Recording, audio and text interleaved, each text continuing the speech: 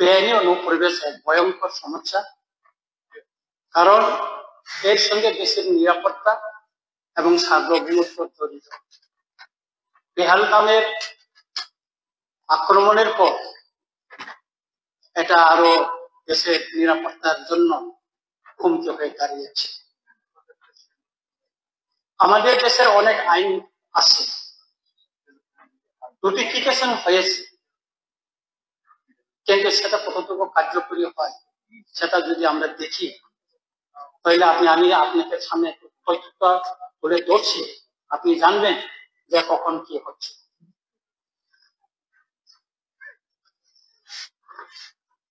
1971 সালে 29 November ministry of home affairs থেকে একটা নোটিফিকেশন জারি হয়েছিল।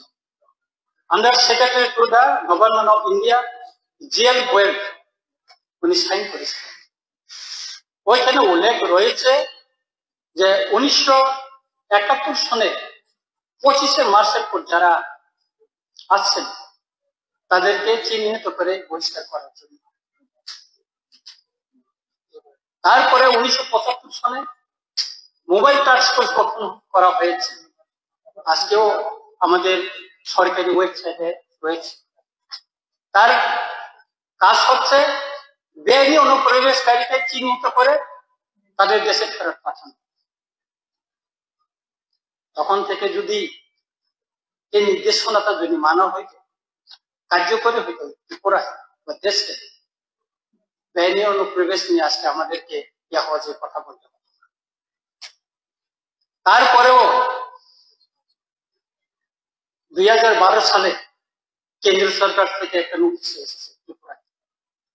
2017তেও নোটিশ এসেছে এখানে, আমার কাছে কপি আছে। 2017তেও এটাও government minister of home affairs থেকে এসেছে 8 আগস্ট 2017। এই বেআইনি অনুপ্রবেশকারী সম্পর্কে তাদেরকে চিহ্নিত করে তাদের দেশে ফেরত পাঠানোর জন্য। Dilip Kumar, joint secretary to the government of India, একটা কপি আছে। এখানে ত্রিপুরার প্রিন্সিপাল সেক্রেটারিকেও পাঠানো হয়েছে। তারপর 2021-এও এখানে নোটিফিকেশন হয়েছে। তারপর 2025-এ 19 মে নোটিফিকেশন হয়েছে ডাইরেক্টিভ। ওইখানে কি ভাবে 1 মাসের একটা টাইম বাইন্ডিং করে দেওয়া হয়েছে, বেআইনি অনুপ্রবেশকারী চিহ্নিত করে তাদের দেশে ফেরত পাঠানো, এবং সেখানে detention camp, special task force গঠন করার জন্য প্রতিটি ডিস্ট্রিক্টে বলা হয়েছে। কিন্তু এটা ত্রিপুরায় যে কার্যকরী হয়েছে আমাদের চোখে পড়ে, খুবই দুর্ভাগ্যজনক। আমি কেন্দ্র স্বরাষ্ট্রমন্ত্রীকে চিঠি লিখেছি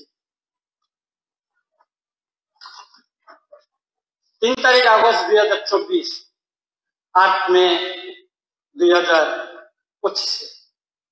মাননীয় স্বরাষ্ট্রমন্ত্রী উনি নিজের হাতে 2টা চিঠি আমাকে দিয়েছেন, ওনার লেখা, আমি জেরক্স কপিতে নিয়ে যাচ্ছি। একটা 17 মে 2025-এ দিয়েছেন, এটা আছে ওনার। I have received your letter dated 8 May 2025 regarding India-Bangladesh border in Tripura. আর একটা আছে 5 June 2025, I have received your letter dated 22 May 2020 regarding illegal migrant of Bangladesh and Myanmar. মাননীয় মুখ্যমন্ত্রী মহোদয়, ত্রিপুরায় 3টি লেয়ারের সিকিউরিটির কথা বলেছেন।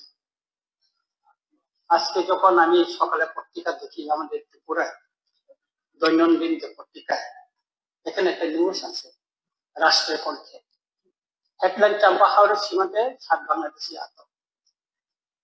আমাদের দেশের প্রধানমন্ত্রী আসার 2 দিন আগে উদয়পুরে 5 জন বাংলাদেশি ধরা পড়েছে।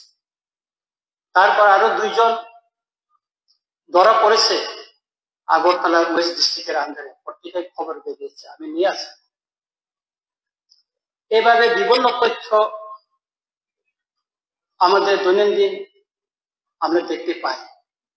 আমাদের যদি বেআইনি অনুপ্রবেশের সঙ্গে যদি কম্প্রোমাইজ না করি, তাহলে এত আমাদের টায়ার কাটা বিএসএফ থাকার পরেও কিভাবে আমাদের দেশে এই বেআইনি অনুপ্রবেশ হচ্ছে? শুধু বাংলাদেশে না, নাইজেরিয়ান বিলোনিয়াতে ধরা পড়ছে, আমবাসাতে মায়ানমারের কুকিরা ধরা পড়ছে। আমি আপনাকে সত্য একটা আমি হাউসে তুলে ধরবো। আমি 9 তারিখ সেপ্টেম্বর আমবাসা গেম অফিসে গেম মহোদয়ের সঙ্গে এবং এসপির সঙ্গে দেখা করতে চাই, চিঠি নিয়ে যায়। সামনে থেকে আমাকে চিঠি কপিগুলি পাঠিয়েছিল এবং এই চিঠিটা ওনারা আমাদের ইউনিয়ন হোম মিনিস্টার এবং মাননীয় মুখ্যমন্ত্রী মহোদয়কে ওনারা দিয়েছিল। এটা ব্যাপারে আমাদের আমবাসার সাব ডিভিশন থেকে এটা সামনের দিকে এটা একটা তহসিলে এটা ইনকোয়ারি হয়েছিল। টোটাল 11 জন সরকারি চাকরি করে, তার ভিতরে একজন টিসিএস অফিসার। তহসিলদার মাধ্যমে ইনকোয়ারি হয়েছে, তাদের এটা প্রুফ হয়েছে তারা বাংলাদেশ থেকে অনুপ্রবেশ করেছে।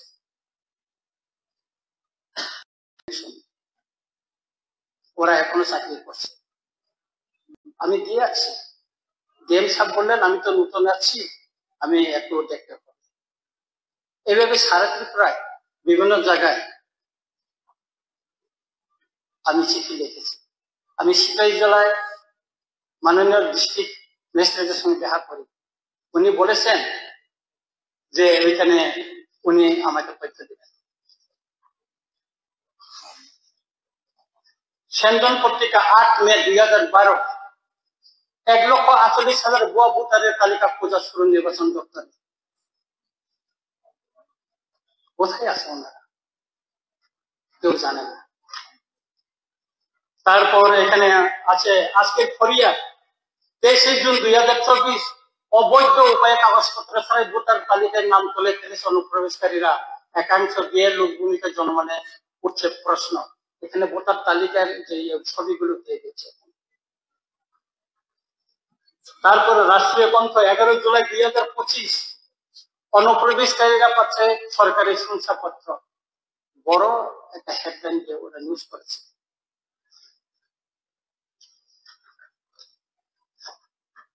তারপরে আমি তুলে ধরছি আপনাদের কাছে 25 এপ্রিল 2025 রাষ্ট্রীয় গ্রন্থ দ্বৈত নাগরিকদের সুযোগ নিয়ে সরকারি সুফল ভোগ করছে বাংলাদেশিরা। 5 জুলাই 2024 রাজ্যের ভুয়া আধারকারীর সংখ্যা বাড়ছে কেন্দ্রের নির্দেশ সিঙ্গরে। খোয়াইয়ের গেস্ট হাউস অনুপ্রবেশকারী আড্ডা উৎসব 29 জুন 2025 সেন্দন পত্রিকা।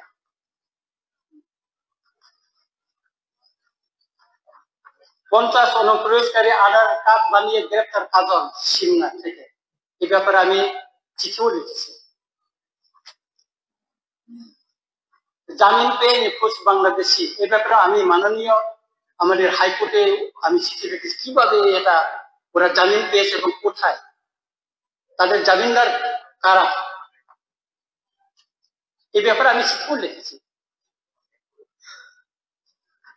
রাজ্যে সিএ কার্যকরের উদ্যোগ করা হলো এম্পাওয়ার কমিটি। আজ পর্যন্ত আমাদের এখানে মাননীয় মুখ্যমন্ত্রী মহোদয় এর আগে যখন এই ব্যাপারে উনি উত্তর দিয়েছেন, আমাদের ত্রিপুরায় এখন পর্যন্ত অনলাইনে একজনও সিএ যেটা আইন লাগু হওয়ার পর একজন অ্যাপ্লিকেশন করেনি। আরো ভয়াবহ, বাংলাদেশিদের হাত ধরে রাজ্যে ঢুকছে অস্ত্র। রেল স্টেশন ও বিমানবন্দরে থেকে আটক 29 জন বাংলাদেশি। সেন্দন পত্রিকা 29 জুলাই 2024। 6 এপ্রিল 2025 সেন্দন পত্রিকা অনুপ্রবেশকারীদের জালমুখী বাসের সমস্যা।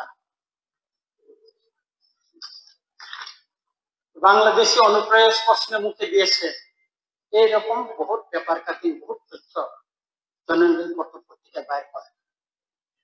যদি আমাদের দেশের নিরাপত্তা সীমান্তের নিরাপত্তা যদি এত কঠোর হয়, এগুলি কিভাবে অনুপ্রবেশ করতে পারছে?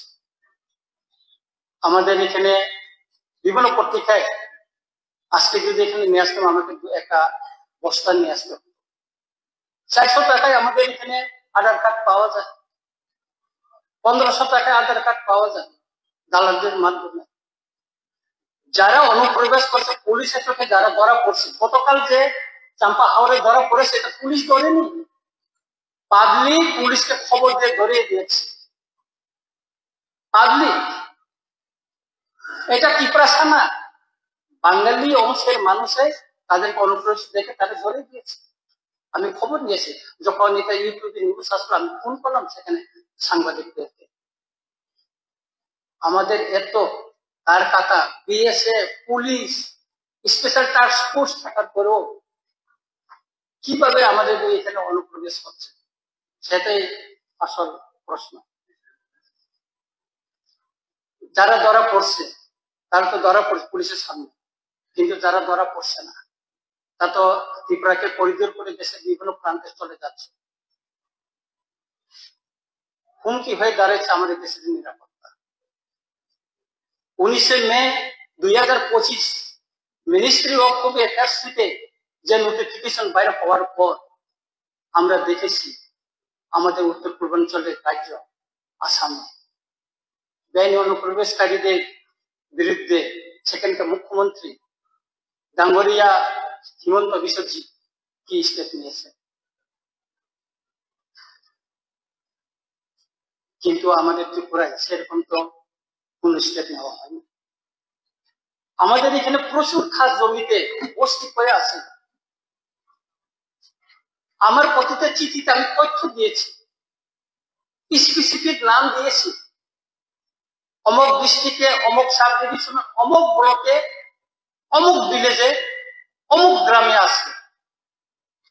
আপনি ডিস্ট্রিক্ট ম্যাজিস্ট্রেট গুলোকে জিজ্ঞেস করুন, মাননীয় আমাদের চিফ সেক্রেটারিকে আমি দিয়েছি, রাজ্যপালকে দিয়েছি, মাননীয় মুখ্যমন্ত্রীর কাছেও আছে, অ্যাকশন তো হয়নি।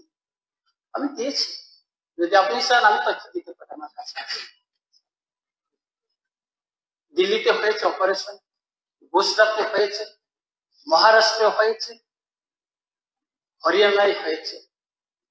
গুজরাটের অনুপ্রবেশকারীদের বিমানে করে এনে ত্রিপুরার বর্ডার যে পুষব্যাক করা হয়েছে। আমি যখন বিএসএফ এর এখানে আজির সঙ্গে দেখা করি, তাদের মাধ্যমে আমি এই তথ্য জানতে পারি। আমি আসাম রাইফেলের সঙ্গে দেখা করেছি। আমাদের এখানে মাননীয় মুখ্যমন্ত্রী বলছেন না স্পেশাল টাস্ক ফোর্স গঠন করেছে, ভালো কথা, কিন্তু তাদের হেডকোয়ার্টার কোথায়, তাদের কতজন, তাদের মোট কতজন, তাদের এই যে স্পেশাল টাস্ক ফোর্স কতজনকে নিয়ে সেখানে সিভিল প্রশাসন কাকে নিযুক্ত করা হয়েছে, সেখানে আসাম রাইফেল বিএসএফ কেন সেখানে তাদের সঙ্গে সংযুক্ত করা হলো না, তার কোন ক্লারিফিকেশন। আমি এই ব্যাপারে মাননীয় মুখ্যমন্ত্রী মহোদয়কে আমি চিঠি লিখেছিলাম, প্রাপ্তি স্বীকারও আমার কাছে আছে, কিন্তু আমি উত্তরটা পাইনি। কারণ দেশের নিরাপত্তা এবং সার্বভৌমত্বের প্রশ্নে এগুলি আমি তথ্যটা তুলে ধরেছি, কারণ আমি জনপ্রতিনিধি এবং দায়িত্ব নিয়ে এই কাজটা আমি করি। শুধু এই সমস্ত তথ্য যদি আমরা এখানে আজকে তুলে ধরি, এটা শেষ হবে না। আমি বলবো যে আমাদের এখানে বিভিন্ন সময় বিভিন্ন সশস্ত্র গোষ্ঠীর সঙ্গে শান্তি চুক্তি হয়েছে। তেমনি 1993 সনে এটি কেপ ললিত দেববর্মা গোষ্ঠীর সঙ্গে একটা শান্তি চুক্তি হয়েছিল রাজ্য সরকার এবং এর মধ্যে। সেখানে 2E তে লেখা আছে ইনারল্যান্ড পারমিট চালু করার জন্য। আমি প্রশ্ন দিয়েছিলাম এই পবিত্র বিধানসভায়, সেটা ডিসঅ্যালাউ হয়ে গেছে। যদি ত্রিপুরায় যদি অনুপ্রবেশটা যদি আমাদের বন্ধ করতে হয়, তাহলে ইনারল্যান্ড পারমিট যদি চালু হয়, এই অনুপ্রবেশ দেখলে আমাদের ত্রিপুরায় আমাদের দেশের বিভিন্ন অংশ থেকে হোক, বাংলাদেশে তো মায়ানমার তার একটা রেকর্ড থাকতো এবং আমাদের রিভিনিউ পাওয়া যেত। আমাদের ত্রিপুরায় যারা আছেন, আপনারা মিজোরামে যান, মণিপুরে যান। আমি কিছুদিন আগে মণিপুরে গিয়েছি, সেখানে এয়ারপোর্টে একটা ব্যবস্থা আছে, বইয়ের কোন কারণে আপনাকে এয়ারপোর্ট থেকে একটা পাস নিয়ে যেতে হবে 20 টাকা দিয়ে, এটা রেভিনিউতে জমা হয়। আর আমাদের এখানে যদি ইনার লাইন পারমিটের কথা বলি, এটা মনে হয় বাঙালি বিরোধী, কিংবা একটা বড় আইন একটা বাঙালি বিরোধী, সে আসলে ঢুকতে পারবে না এই বিষয়ে, এমন না। এটা ইনার লাইন পারমিট নাগাল্যান্ডেও আছে, অরুণাচলে আছে, মিজোরামে আছে, আমি গিয়েছি তো সেখানে, ওই কিছু তো হয়নি। যারা নির্বাচিত তাদের জন্য তো হয় না। হ্যাঁ, লিঙ্ক হয় না। না, এটা ইনার লাইন হলো আমি পার্টিকুলার এরিয়াতে গেলে পারমিশন। অনুপ্রবেশ মানে ত্রিপুরাতে তো অনুপ্রবেশ, ব্যয় অনুপ্রবেশ, এটা রিলেটেড। ইনার লাইন পারমিটের সাথে অনুপ্রবেশের কোনো লিঙ্ক নাই। ওই জায়গায় এতক্ষণ পর্যন্ত যেটা বলেছেন ঠিক আছে। না স্যার, আর এটা তো 1971 তো বলক থেকে গেছে। এই যে 1971, 1974, 1975 যতগুলি বলে, ইনার লাইনের সাথে কিন্তু এটা লিঙ্ক নাই। এটার জন্য আলাদা প্রশ্ন করলে ডিপার্টমেন্ট তুলবে। তারপরে স্যার মাননীয় সদস্য শর্ট করুন। হ্যাঁ স্যার প্লিজ, অনেক হয়ে গেছে, শর্ট করার জন্য চেষ্টা করছি। 5টা বেজে গেছে, তাহলে সবাইটা বাড়ি যেতে যাক। আমি আর 2টা মিনিট নিব স্যার। ঠিক আছে, সময় বাড়িয়ে দেওয়া হলো, 5টা বেজে গেছে। এখানে মাননীয় মুখ্যমন্ত্রী মহোদয় বলেছেন ডিটেনশন ক্যাম্প, কিন্তু আমরা জানতে পারিনি কোথায় ডিটেনশন ক্যাম্প আছে। আসামের নিচে তো আছে, বিভিন্ন জায়গায় ডিটেনশন ক্যাম্প তৈরি হয়েছে। আজকে আমরা জানতে পারলাম ত্রিপুরায় ডিটেনশন ক্যাম্প আছে। আর 8টা ডিস্ট্রিক্টে স্পেশাল টাস্ক ফোর্স গঠন করা হয়েছে বলে আজকে আমরা জানতে পারলাম। তাই আমি অনুরোধ করব, যেগুলি ত্রিপুরায় বস্তিগুলি বানিয়ে রয়েছে, ইভেন এডিসি এলাকায়, সেখানেও আমরা সংখ্যালঘু হয়ে যাওয়ার সম্ভাবনা দেখা দিয়েছে। একটা জনগোষ্ঠী লার্জেস্ট, যেটা সেকেন্ড মেজরিটি ইয়াং কমিউনিটি, যে থার্ড পজিশনে চলে যাবে হয়তো জনগণনায় আছে। সুতরাং আমি বলবো, আমি মাননীয় মুখ্যমন্ত্রী মহোদয়কে বলবো 8টা ডিস্ট্রিক্টে যেন ডিটেনশন ক্যাম্প করা হয়।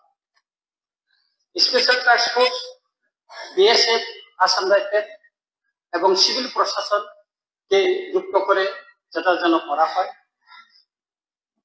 অ্যাডমিনিস্ট্রেটিভ অপারেশন, এটা যেন স্পেশাল টাস্ক ফোর্স গঠন করার পর যেন বিভিন্ন জায়গায়, যেটা সরকারি খাস জমিতে, ফরেস্ট ল্যান্ডে যারা বস্তি করে আছে, যারা ফেক ডকুমেন্টস দিয়ে, যারা আধার কার্ড, রেশন কার্ড, বিভিন্ন সরকারি শংসাপত্র যারা করে নিয়েছে, সেটা ভেরিফিকেশন করা হোক। এবং সীমান্ত এলাকা থেকে আসা যে সমস্ত রাস্তা, সেখানে একটা চেকপোস্ট বসানোর জন্য একটা চেকপোস্ট যেন বসানো হয়। এবং তৃতীয় এডিসি এলাকায় যেখানে সিএ লাগু হয় না, সেখানে যেন অপারেশন করা হয়। সেখানে তো ভিত্তি বছর স্পষ্টই আছে, এখানে 1971 25 মার্চ। সুতরাং সেখানে যেন অপারেশন শুরু করা হয়। আর আজ পর্যন্ত আমাদেরকেও একটা বুঝতে হবে, রিফিউজি এবং ইলিগাল মাইগ্রেন্ট শব্দ দুইটা কিন্তু আলাদা। ত্রিপুরায় সরকারি তথ্য মতে সম্ভবত এখানে কোনো রিফিউজি নেই, কিন্তু ইলিগাল মাইগ্রেন্ট ত্রিপুরায় আছে, তার প্রমাণ ত্রিপুরার জনসংখ্যা। তাই অনুরোধ করব, যা দেশের নিরাপত্তা সার্বভৌমত্বের হুমকি মুখে এই বেআইনি অনুপ্রবেশকারী বিরুদ্ধে আরো কঠোর থেকে কঠোর আমাদেরকে ব্যবস্থা নিতে হবে, এটুকু জানিয়ে আবার মাননীয় চেয়ারম্যানকে, স্যারকে ধন্যবাদ জানিয়ে আমার বক্তব্য শেষ করছি। নমস্কার।